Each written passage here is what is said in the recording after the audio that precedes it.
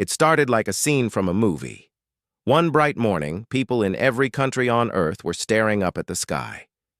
Something strange was happening. News channels all over the world were interrupted by a special report. At first, nobody believed it. There were shiny objects floating high above the clouds. They were not airplanes. They were not weather balloons. They were not even satellites. They were spaceships. As the world watched, the spaceships formed a neat line above the biggest cities on the planet. Every nation received the same message on their phones, computers, and TV screens. The message was in many languages, all at once, but somehow everyone could understand. "People of Earth," the message said in a calm but very serious voice, "prepare to meet the ambassadors of the Galactic Empire. We come in peace, and we come to welcome you into our great family of stars." Many people felt excited. Some were scared. Some even laughed. But everyone was curious. For days, nothing happened. The ships just floated there, shining in the sunlight, unmoving, silent. The world waited, holding its breath. Then on the third day, the main ship opened a doorway. A small shuttle floated down, landing right in front of the United Nations building in New York City. People cheered and waved from behind security fences. Reporters snapped pictures. Police officers stood tall but nervous. World leaders arrived in black cars, fixing their suits and hair. The shuttle door opened with a slow, dramatic hiss. From the shadows stepped out tall figures wearing long silver robes. Their skin was blue, their eyes were bright gold, and their faces looked calm, proud, and very serious. Each one wore a long cape and carried a staff with a glowing ball at the top. There were 5 ambassadors in total. They stood in a straight line and bowed deeply to the crowd. The lead ambassador spoke. First, his voice was smooth and deep. "Greetings, people of Earth. I am Grand Envoy Talus, third speaker for His Supreme Radiance, Emperor Zalon the Infinite. With me are my fellow lords and ladies, representatives of the 1,000 worlds. We come with the blessing of the Galactic Empire. You have been chosen to join our union, to rise and prosper under our protection and wisdom." Everyone watched in silence. It was like something out of a storybook. The ambassadors stood so straight and tall, their faces so serious, their movements so careful. Even their shoes shined like mirrors. After a long pause, the Secretary General of the United Nations, a kind woman named Maria, stepped forward. She tried not to show her nervousness. "On behalf of Earth, I welcome you," she said. "We are honored to meet our neighbors from the stars. Please let us talk in peace." Grand Envoy. Talus nodded very slowly. "It is the way of the Empire to follow protocol," he said. "Before any discussion, we must begin with the ceremony of initiation." The other ambassadors began to chant quietly, waving their staffs in the air. Music started to play from hidden speakers in the shuttle. It was grand and heavy, like the soundtrack to an old war movie. The ambassadors started to march in a circle, swinging their capes and tapping their staffs on the ground in perfect rhythm. They said long, strange words that sounded very important. Every few seconds, they would bow to each other, then bow to the humans, then bow to the sky. Maria and the world leaders stood quietly, not sure what to do. Cameras zoomed in on every movement. Somewhere in the crowd, someone started giggling. It was a little boy, holding his mother's hand. He tried to cover his mouth, but soon others joined in. Some of the leaders tried to keep a straight face, but the ceremony was just so unusual and dramatic that even the guards were hiding their smiles. The whole world was watching live. Soon, social media was full of jokes and short video clips. Someone called it Alien Olympics. Another made a funny song about the ambassadors' dance.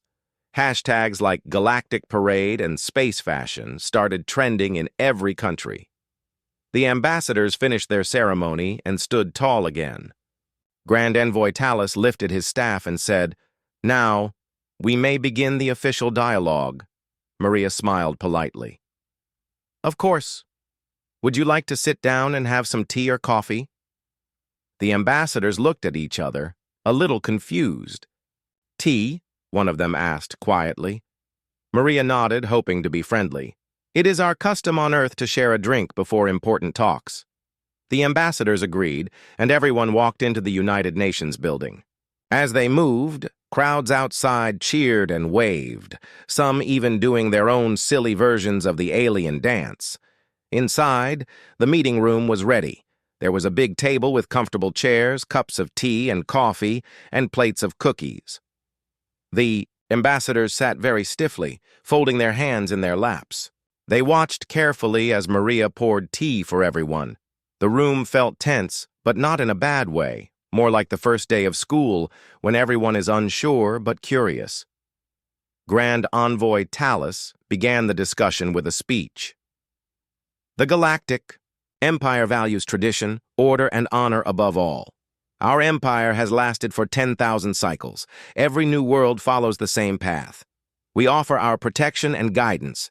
In return, you agree to obey the laws of the empire, respect its customs, and pay tribute to the emperor. In time, you will learn our ways and become full citizens. Maria listened carefully, nodding.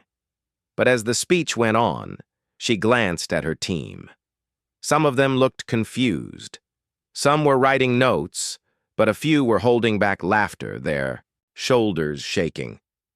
The speech was so serious, so grand, and so full of big words that it almost felt like a joke. After Grand Envoy Talus finished, Maria asked a gentle question. Thank you for your offer. Could you tell us more about your customs and what joining the Empire would mean for us? One of the ambassadors, Lady Vexina, took out a large book and opened it with a dramatic flourish. The book was full of rules. She began to read out loud. Article 1. All citizens must bow 3 times each morning to honor the Emperor. Article 2. Every household must display the imperial banner. Article 3. Public singing is only allowed during approved holidays. She kept reading. The rules got stranger and stranger. No bright socks on Fridays, no spicy food on official days. Each city must build a statue of the Emperor within 1 year. Maria listened politely, but soon even she had to bite her lip to keep from laughing. When Lady Vexina read about the mandatory monthly imperial dance, someone from the media team accidentally snorted. The ambassadors looked surprised. The meeting ended with polite handshakes and many bows. The ambassadors left, saying they would return tomorrow with more details. As soon as they were gone, the humans in the room started laughing softly. Are we on a prank show? Someone whispered. Maria shook her head, smiling. No, but I think our visitors are very, very serious. Outside, news channels were showing highlights of the ceremony. People everywhere were trying the imperial dance. Some even wore silver sheets as capes, copying the ambassadors. The first day of contact with the Galactic Empire was over. But already it was clear. Humans did not see their new visitors as scary or all-powerful. They saw them as strange, interesting, and maybe, just a little bit, funny. The next morning, the world woke up with a strange new feeling. People everywhere were talking about the Galactic Empire. Some were still laughing about the first ceremony. Some were curious. Some, honestly, thought maybe the aliens were just acting. But one thing was sure. Earth was now a little less ordinary. At the United Nations building, everyone was getting ready for the second meeting with the Empire's ambassadors. Maria, the Secretary General, checked her notes. Her team whispered, jokes about remembering to bow 3 times and not wear bright socks. They tried to act serious, but it was hard not to smile. Outside, the crowd had doubled in size. People wore homemade imperial capes and waved banners that read, "Welcome, Galactic Friends." The news was everywhere. TV shows ran special programs. The internet was full of videos of people doing the imperial dance and sharing their favorite empire rules. Someone even started a spicy food rebellion club. When the alien shuttle arrived again, everyone was ready. This time, the ambassadors brought a large silver briefcase. They walked into the meeting room with the same slow, careful steps. Grand Envoy Talus looked even more serious than before. "People of Earth," he said as he opened the case, "we bring you the official treaty of joining. This document lists all the requirements and rules for becoming a proud world of the Empire." He handed Maria a thick packet of papers. She opened the first page and read out loud. "All citizens of Earth must pay a monthly tribute of rare minerals, gold, and artistic works. Every country must send their finest minds to the Imperial Academy for training. All public celebrations must include an official Empire anthem and salute." And she paused, trying not to laugh. "All Earth technology must be reviewed and approved by Imperial engineers." Maria passed the treaty to her team. They looked through the pages, reading rule after rule. The list was very long and sometimes very odd. For example, there was a rule about not eating ice cream on Imperial holidays, and another rule saying every city must have at least one statue taller than 3 meters. Some of the rules sounded like hard work. Some sounded silly. Maria wanted to be polite, so she nodded and said, "Thank you, Grand Envoy. These are very detailed requirements. Could you help us understand the reason for some of these rules?" Grand Envoy Talus stood a little taller. "These laws keep our empire strong and united. Every world must follow them for order and harmony. We expect Earth to accept them fully and quickly." Maria tried to stay respectful. "We appreciate the offer, but on Earth we usually talk about important changes together. We have many different cultures and ways of life. We need to ask our people what they think." This surprised the ambassadors. Lady Vexina raised her eyebrow. "You must ask the people? Is it not the leaders who decide for all?" Maria smiled kindly. "We try to listen to everyone. That's our way." The ambassadors looked at each other and whispered in their own language. It was clear they found this strange. Finally, Lord Zorin, the smallest ambassador, spoke up. "If you have questions, we will answer them. If you have doubts, we will explain." Maria thanked them, then opened the floor for questions. She invited scientists, artists, business leaders, and even some students to join the meeting online. Their faces appeared on big screens in the room. The first question came from a student in Brazil. He asked, "Why do we need to build so many statues?" Lady Vexina replied, "Statues honor the emperor and remind people of his greatness." A scientist from Japan asked, "Why do we need to send our technology to you for approval?" Grand Envoy Talus answered, "The Empire must ensure all tools and machines are safe and proper." A baker from France asked, "Can we still sell spicy bread in our shops?" Lord Zorin hesitated, then read from the book. "Spicy food is not allowed on Imperial celebration days." The questions kept coming. A musician wanted to know if she could play her favorite songs during a parade. A child wanted to know if dogs could wear capes, too. Every answer from the ambassadors was serious and official, but the questions kept getting funnier and more creative. At one point, a farmer from India asked, "If we bow to the emperor, do we have to face a certain direction, or is any direction okay?"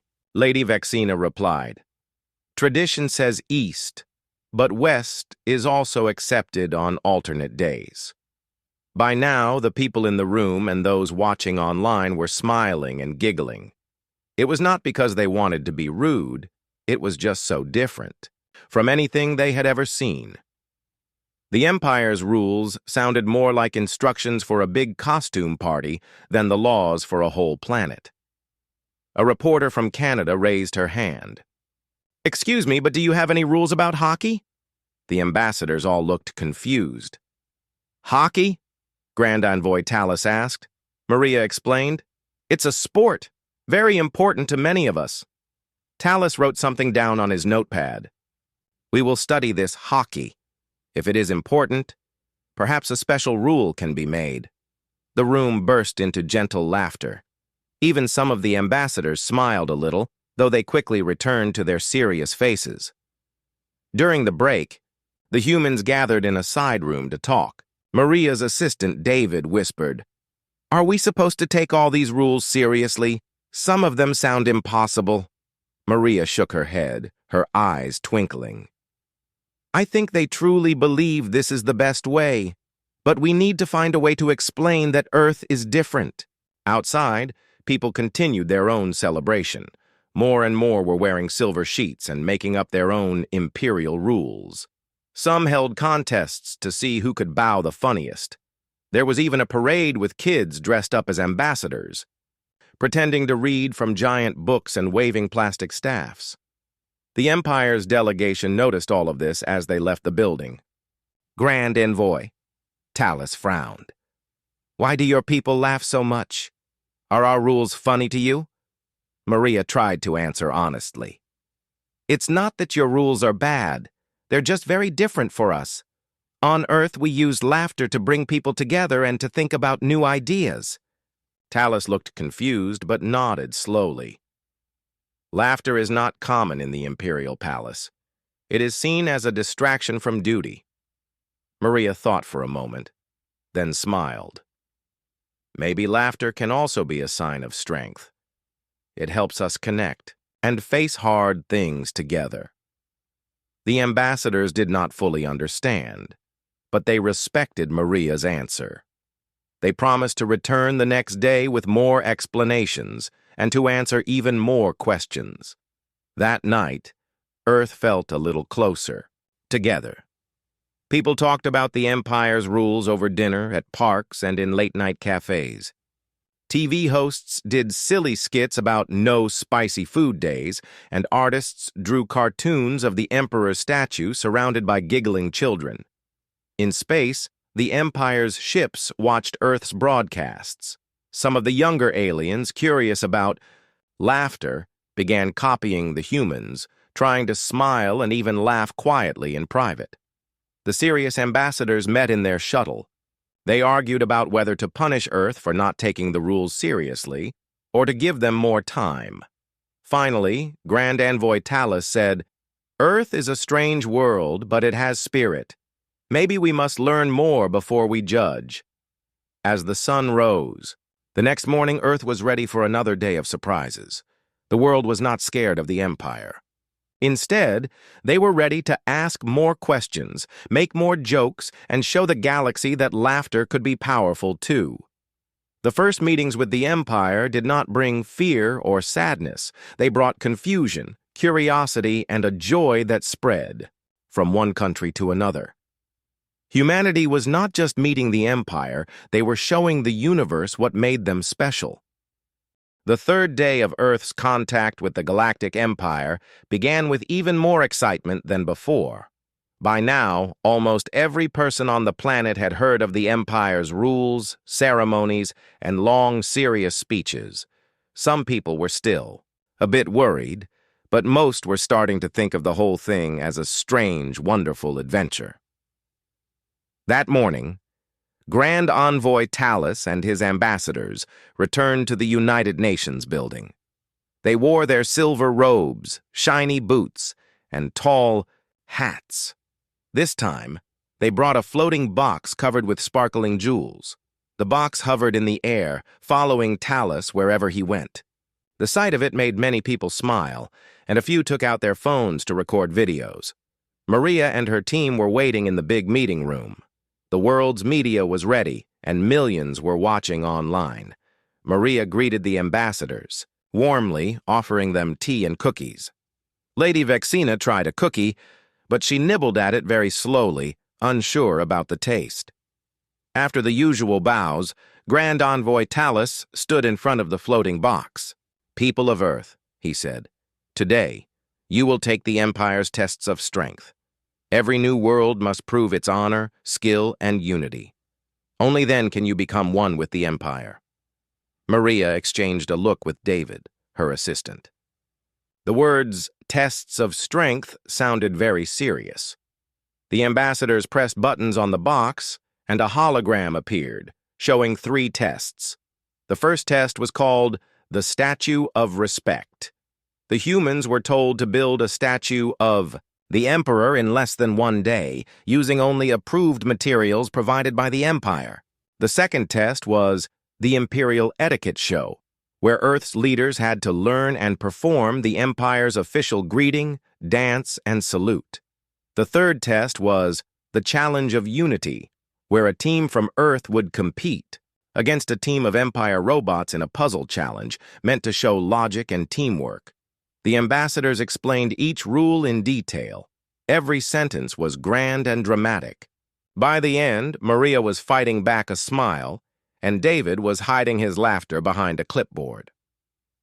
When the rules were finished, the ambassadors asked, "Are you ready to begin the tests?" Maria nodded, and the news cameras rolled as the first test began. The Statue of Respect. Outside the United Nations building, the Empire's robots delivered piles of gray blocks, special tools, and a giant sheet with the Emperor's face on it. The ambassadors expected Earth's leaders to build a serious statue that looked exactly like the Emperor, standing tall and proud. But humans did what humans do best. They got creative. Instead of making just one statue, people from all over New York joined in.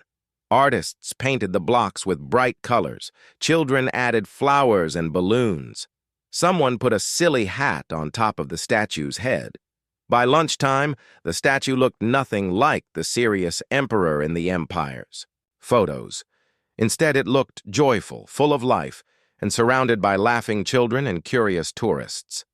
Lady Vexina was horrified. "This is not the proper form," she whispered. But Grand Envoy Talus just watched quietly as people took pictures and hugged each other in front of the strange, happy statue.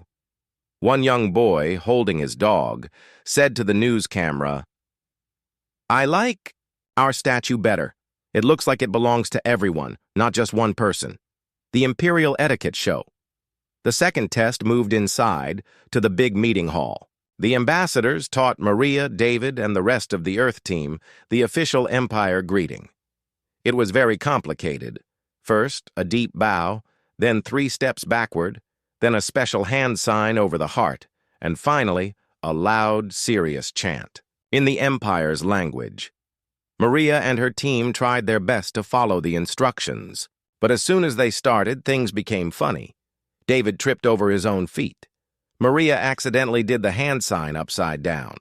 One of the scientists added a silly spin in the middle, and the translator sang the chant in a high, squeaky voice. At first, the ambassadors looked shocked, but then one of them, a young ambassador named Lyra, started giggling. She tried to hide it, but soon she was laughing openly.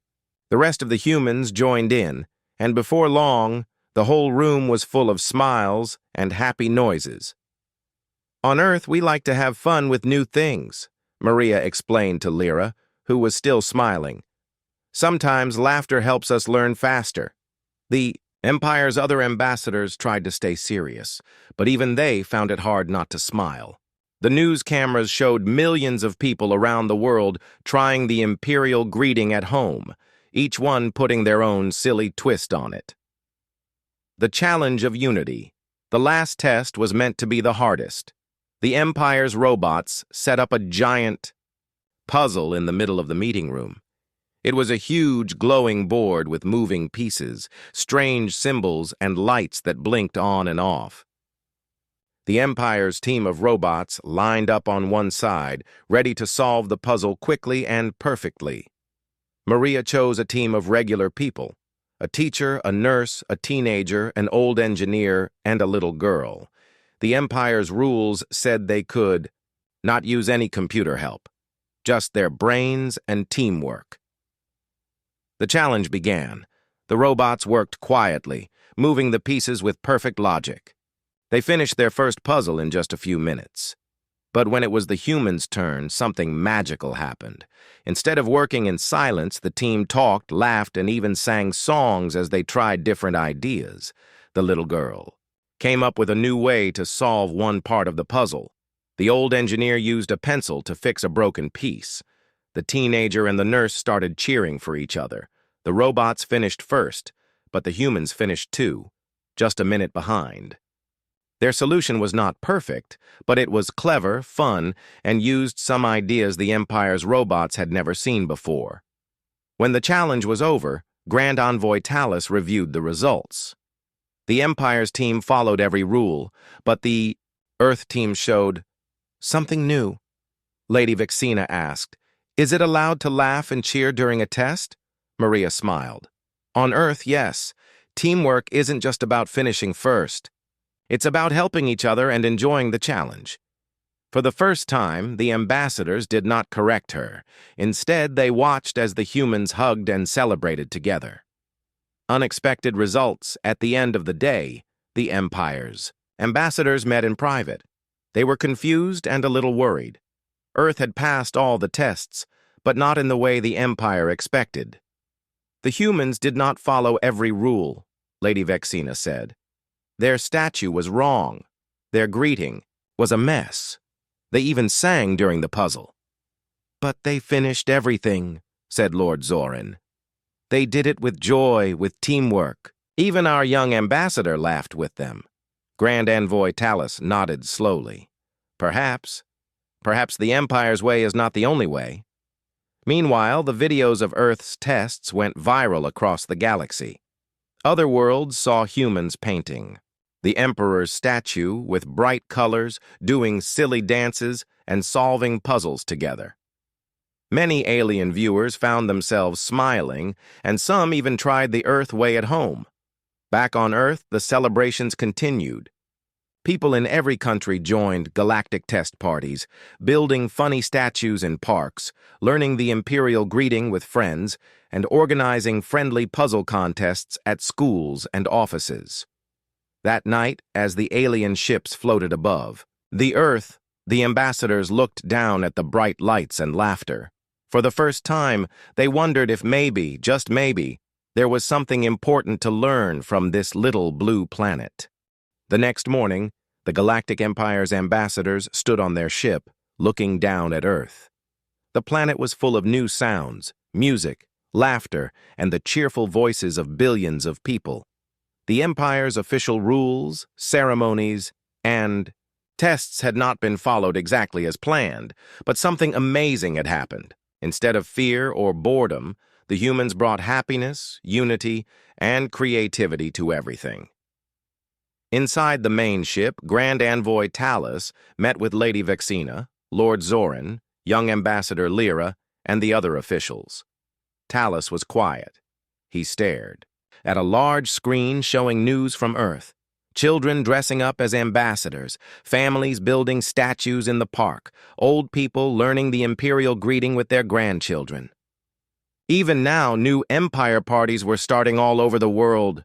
"Our rules do not seem to work here," Lady Vexina said, sounding confused. "The humans turn everything into a game or a joke. I saw a parade where people wore hats shaped like our ships. Yet the planet is not out of control," Lord Zorin replied. "Look how they work together. They help strangers, they cheer for each other, and they find joy in every task. This is different from our worlds, where rules come first and happiness comes later, if at all." Young Lyra smiled. "I like Earth," she said quietly. "They made me laugh for the first time in years." Grand Envoy Talus nodded. He remembered the puzzle test and how the humans had finished just a minute behind the robots, using ideas that were new and surprising. He remembered the statue covered in flowers and the dance that turned into a festival. Something about this planet was different. But what was it? "We need to understand more," Talus decided. "Send our best spies to study human life. Let us see how they are strong, not just in tests, but in the small moments." Empire spies. Go to Earth, the Galactic. Empire had special agents trained for every kind of mission. They were experts in silence, speed, and learning new cultures. That afternoon, a small group of alien spies landed secretly in several cities: New York, Paris, Tokyo, and Lagos. Their mission was simple: learn the truth about human strength. The first spy, Agent Zarn, joined a crowd in Central Park, New York. He wore a long coat and tried to look serious, but as he walked, he heard laughter all around. A group of children were playing tag and invited him to join. At first, Zarn shook his head. He was a spy, after all, not a child. But then the smallest girl tugged his hand and said, "Come on, you can be it!" Zarn was surprised at how fun the game was. He ran, laughed, and forgot his mission for a few minutes. Later, when he reported back, he wrote, "Humans are strong because they include everyone. Even a stranger is welcome." In Paris, Agent Kala watched a busy cafe. People from many countries shared food and stories. When a waiter tripped and spilled drinks, nobody got angry. Instead, people clapped, cheered, and even helped clean up. Someone handed the waiter a fresh flower, and everyone laughed together. In Tokyo, Agent Lin tried to sneak into a library, hoping to learn about human technology. But the librarian spotted him and smiled. She handed him a library card and said, "Everyone is welcome to learn here." Lin spent hours reading books and chatting with students.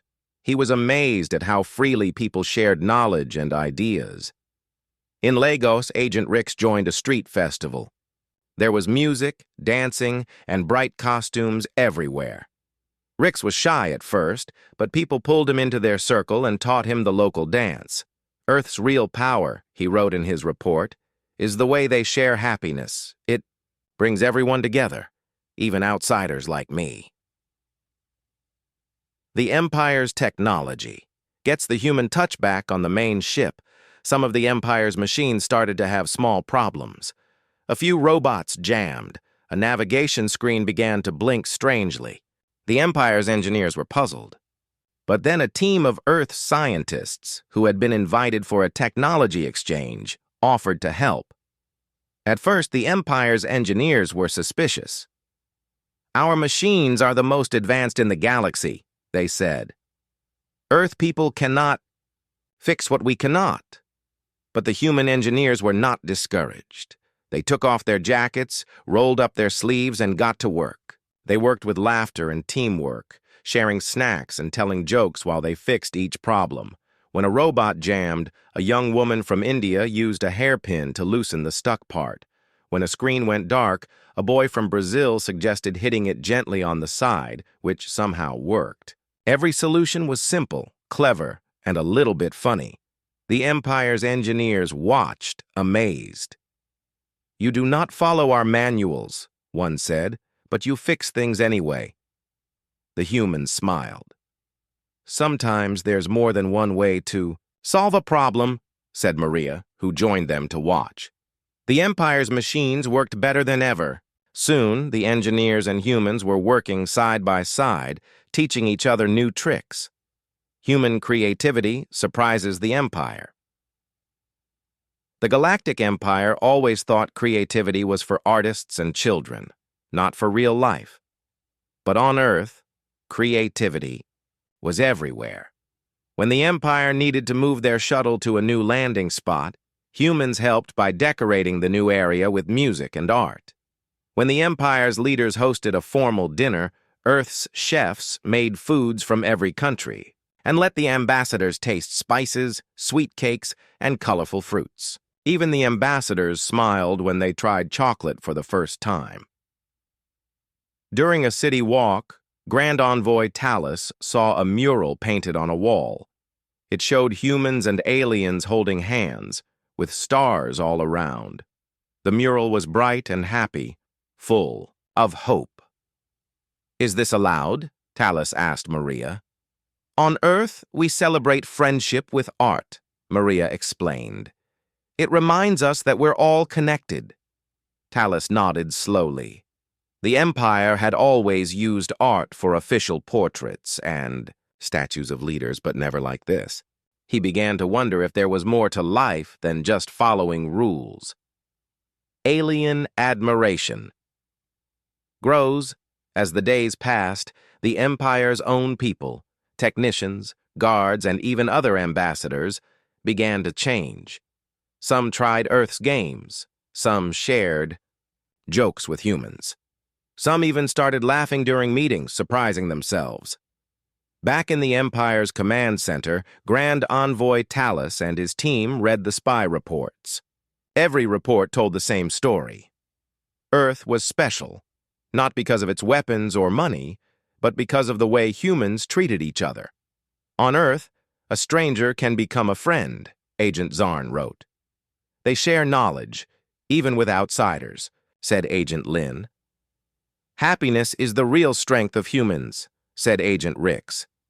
Even Lady Vexina, who had always been the most serious, found herself smiling at a video of Earth's children singing songs about the Empire. The Empire rethinks its strategy. The ambassadors called a meeting with Maria and her team. This time the mood was different. There was less formality and more curiosity. Earth has shown us something new, Grand Envoy Talus began. We believed strength was only in rules and order. But you have taught us about joy, creativity, and working together. Maria smiled. Thank you. We learned from you, too. Discipline and tradition are important. But maybe, if we share our strengths, we can both grow. Lady Vexina nodded. Perhaps it is time for the Empire to listen, not just command. There was a quiet moment as everyone thought about what this meant. Then young Lyra spoke up. Maybe we should have a celebration, Earth style. No strict rules, just music, art, and friendship. Everyone agreed. Plans began for a grand event. The Empire's leaders sent messages to other planets, inviting them to watch. People all over Earth prepared dances, songs, and paintings. The Empire's own musicians, curious about Earth's style, joined in too. For the first time, the Galactic. Empire and Earth stood together as equals, not because of fear, but because of respect and joy. That night, as lights shone over the city and laughter filled the air, the ambassadors realized that Earth's greatest strength was not in its armies or its riches. It was in the way people came together, found happiness in small things, and made even the strictest alien feel at home. The day of the grand celebration had finally arrived. All across Earth, people woke up feeling something new. Hope. The Galactic Empire's ships still floated in the sky, but now, instead of feeling strange and threatening, they were like giant guests waiting for a party to begin. Maria, the Secretary General, stood at her window in New York, looking out at crowds gathering in the streets. People wore colorful clothes, many of them inspired by the silver robes and tall hats of the Empire's ambassadors. Some even painted their faces blue and gold. Bands played music, and children ran through the parks waving banners that said, "Welcome, Galactic friends!" The Empire's ambassadors prepared for the celebration too. Grand Envoy Talus wore a new robe, but this time he let young Lyra help decorate it with flowers and bright ribbons. Lady Vexina practiced a new greeting she had learned from Earth's children. A simple wave and a smile. Lord Zorin polished his boots but added a silly button that said, "Happiness is strength." The main event was set in Central Park, but the whole world would be watching. Huge screens showed live feeds from Paris, Lagos, Tokyo, Rio, and many other cities. For the first time, the Empire's own news channels were broadcasting an Earth event, and billions of people from other worlds tuned in to see what would happen. The celebration begins as the sun rose. Earth's musicians played songs from many countries. The Empire's musicians joined in, adding strange but beautiful new sounds. Together, they created music that had never been heard before.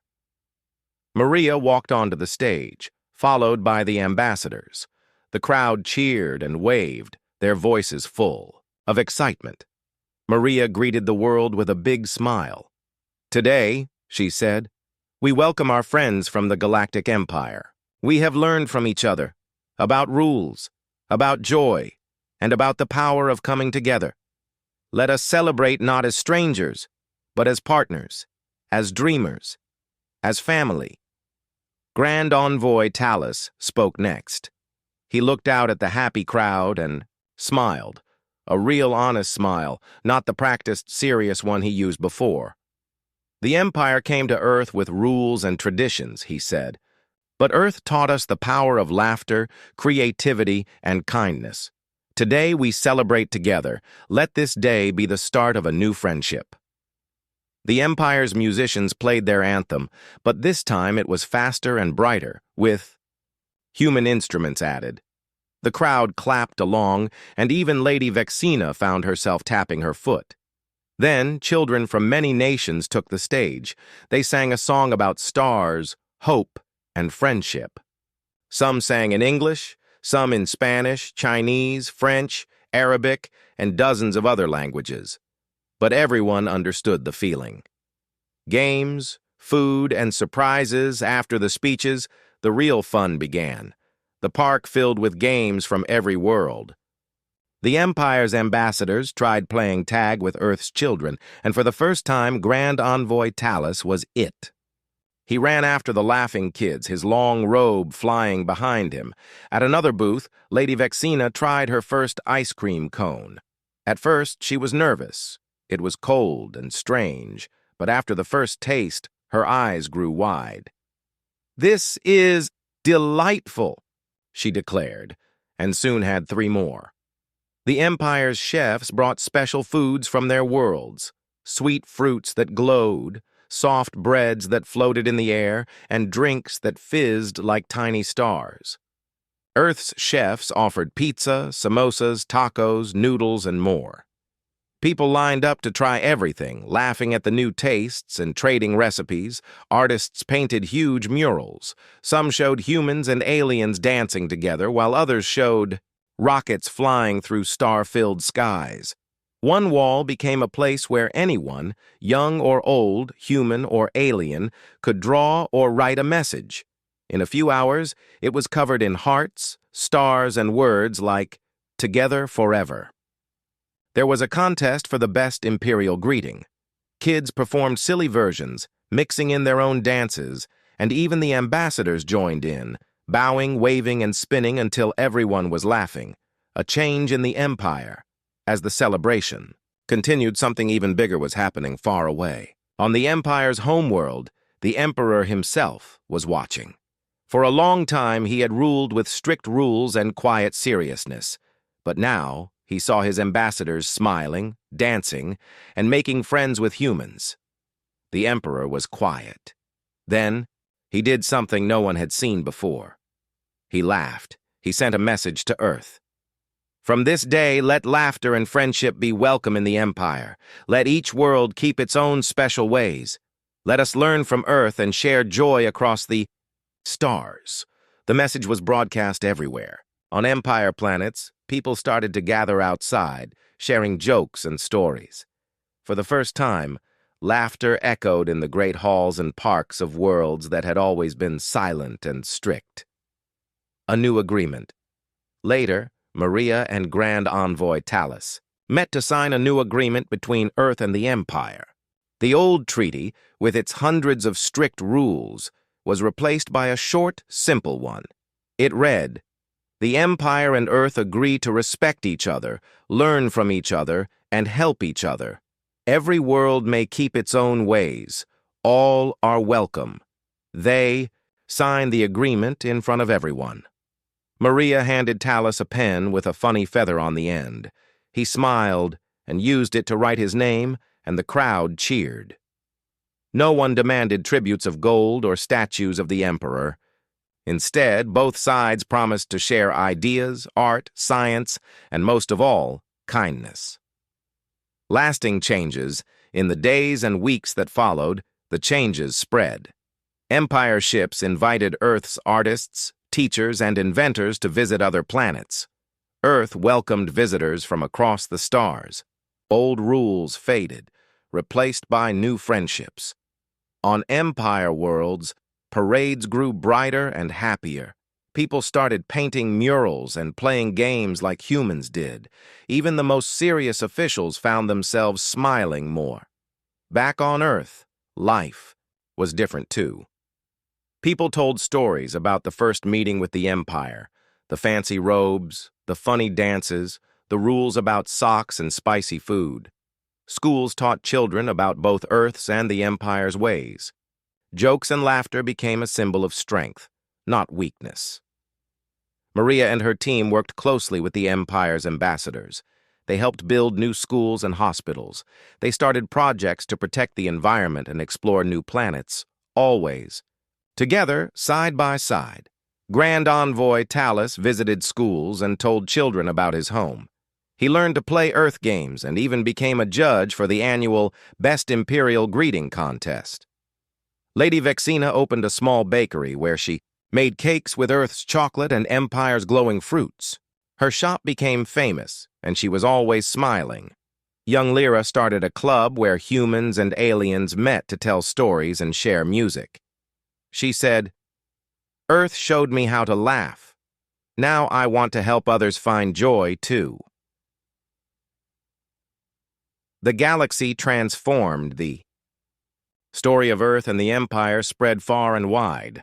Other worlds, once afraid to laugh or be different, started to try new things. In time, the Galactic Empire was no longer just an empire. It was a family of planets, each unique, but all connected by friendship. One night, Maria looked up at the sky. The Empire's ships still shone among the stars, but now, instead of wondering if they were a threat, people saw them as friends. Maria smiled, knowing that the real strength of Earth was not in its armies or its riches, but in the simple, powerful act of sharing joy. The story ended not with a battle, but with a dance, a song, and the laughter of billions. And in the galaxy, wherever laughter was heard, people remembered the day humanity met the Galactic Empire and couldn't stop laughing.